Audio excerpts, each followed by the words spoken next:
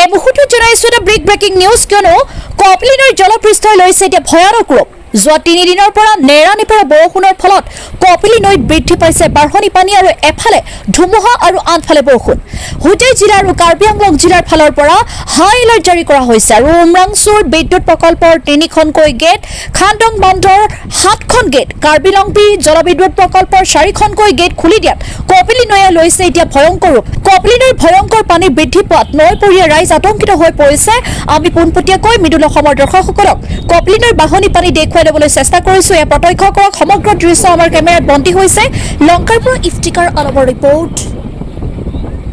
Mridul Assam